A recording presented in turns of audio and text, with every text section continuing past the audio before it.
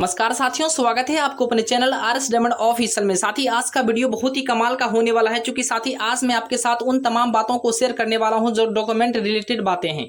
कुल मिलाकर साथी कह ले तो आज हम लोग बात करेंगे अकॉर्डिंग टू विभाग के माध्यम से जिस प्रकार से अपडेट आई है कि आपका डॉक्यूमेंट्स किस प्रकार से होना चाहिए, किस तरीके का होना चाहिए, सारे के सारे मुद्दे पर आज हम लोग बात करेंगे इस वीडियो में।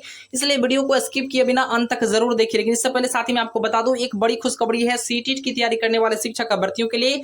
सबसे पहले आप यह सुन लीजिए साथियों, सीटीईटी की तैयारी करने वाले तमाम साथियों के लिए सबसे बड़ी खुशखबरी। किरण पब्लिकेशन की सबसे बेहतर और सबसे ज्यादा बिकने वाली किताब आपके सामने प्रस्तुत हो चुका है।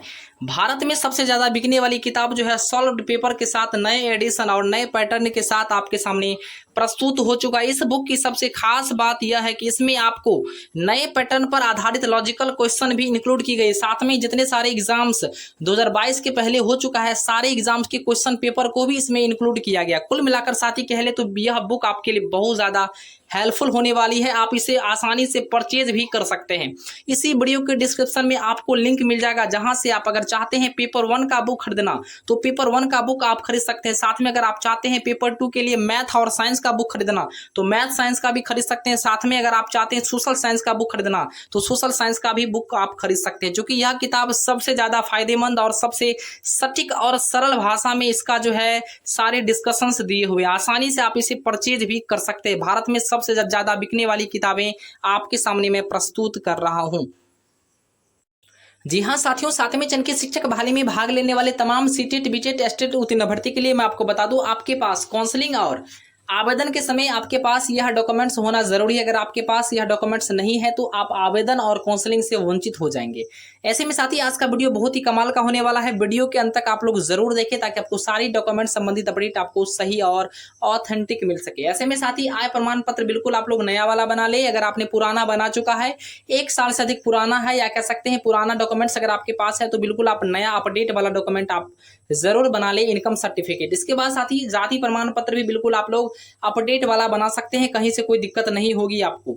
सबसे बड़ी बातें साथी यह है कि निवास प्रमाण पत्र को लेकर के लगातार शिक्षक अभ्यर्थी के बहुत ज्यादा कमेंट भी हमें देखने को मिलता है। ऐसे में साथी मैं आपको बता दूं, निवास प्रमाण पत्र जो अपडेट वाला आपका चाहिए बिल्कुल उसमें वार्ड संख्या मेंशन होना चाहिए, क्योंकि साथी 11 जुलाई को समान प्रशासन विभाग के माध्यम से एक लेटर जारी होता है। उसमें स्पष्ट निर्देश यह है कि अब जो डॉक्यूमेंट वगैरह निवास प्रमाण पत्र का बनेगा उसमें आपका वार्ड संख्या होना मैंडेटरी है। ऐसे में साथी 11 जुलाई से पहले अगर आपने अपना निवास प्रमाण पत्र बनाया है तो बिल्कुल आप नया वाला जरूर आप आवेदन कर दें और नए डॉक्यूमेंट्स आप निवास प्रमाण पत्र बना लें, ताकि आपको काउंसलिंग और आवेदन के समय में आपको दिक्कतें नहीं हो। चूंकि साथी इसलिए यह जो है नया डॉक्यूमेंट्स जो है बनाया जा रहा है, चूंकि इस बार डोमिसाइल नीति लागू हो गया। सिर्फ बिहार के शिक्षक अभ्यर्थी ही बिहार शिक्षक बहाली में पार्टिसिपेट कर सकते हैं। इसी को धरातल पर लाने के लिए लगातार विभाग के माध्यम से वार्ड संख्या मेंशन करने को कहा जा रहा है।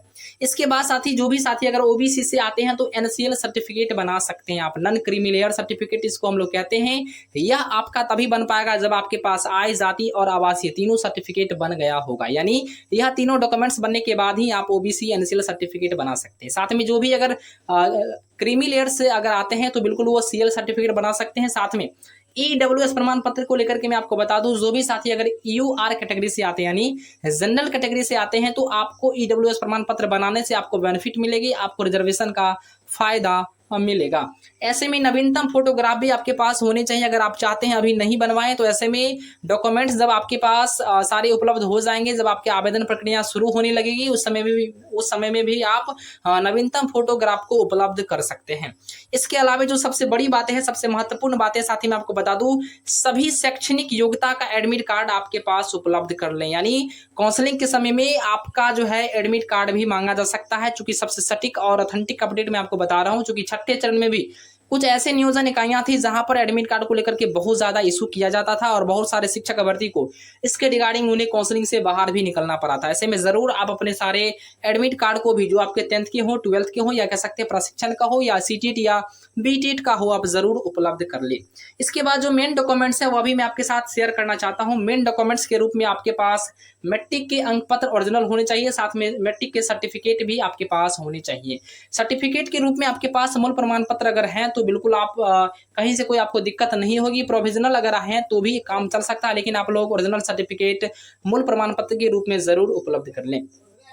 उसके बाद इंटर के आपके पास अंक पत्र भी लगेंगे और इंटर के सर्टिफिकेट भी लगेंगे आपके पास, और स्नातक के भी अंक पत्र और स्नातक के सर्टिफिकेट भी आपके पास होने चाहिए। अगर स्नातक के मूल प्रमाण पत्र अगर आपके पास नहीं है तो प्रोविजनल सर्टिफिकेट से भी आपका काम चल सकता है। ऐसे में साथ ही बीएड और डीएलएड के अंक पत्र भी आपके पास होने चाहिए, बिल्कुल ओरिजिनल होने चाहिए। साथ में बीएड के सर्टिफिकेट अगर आपके पास मूल प्रमाण पत्र वाला नहीं है तो प्रोविजनल से भी आपका काम चल सकता है, इसलिए इसमें घबराने की बात नहीं है। उसके बाद साथ ही सीटेट और बीटेट के अंक पत्र आपके पास होने ही चाहिए। अगर आपने सीटेट पास कर रखा है तो सीटेट के मार्कशीट आपके पास होने चाहिए, या बीटेट पास किया तो बीटेट के चाहिए। लेकिन यहाँ पर सर्टिफिकेट को लेकर के बहुत ज्यादा कमेंट भी आया करता था कि सर मेरा सर्टिफिकेट इशू नहीं हुआ। ऐसे में साथ ही जो भी शिक्षक का भर्ती जो है बिहार में अगर रिजर्वेशन के तहत क्वालिफाइड होते हैं तो उन्हें सर्टिफिकेट इशू नहीं किया जाता, इसलिए आप लोग घबराने की बात नहीं है। आप लोग के पास सिर्फ अगर अंक पत्र है तो भी आप एलिजिबल हैं, जिनके पास अगर दोनों सर्टिफिकेट है तो भी एलिजिबल है, इसलिए इसमें घबराने की बात नहीं है। उसके बाद साथ ही आय प्रमाण पत्र और आवासीय प्रमाण पत्र और जहां तक जाति प्रमाण पत्र के बारे में मैंने आपको बता दिया है, बिल्कुल आपके पास अपडेट होने चाहिए। और आवासीय प्रमाण पत्र अर्थात निवास प्रमाण पत्र में आपके पास वार्ड नंबर जरूर मेंशन होने चाहिए। साथ में ईडब्ल्यूएस प्रमाण पत्र भी चाहिए और दिव्यांगता प्रमाण पत्र। वैसे अभ्यर्थी जो दिव्यांग है उन्हें दिव्यांगता संबंधी प्रमाण पत्र उनके पास अवेलेबल होने चाहिए।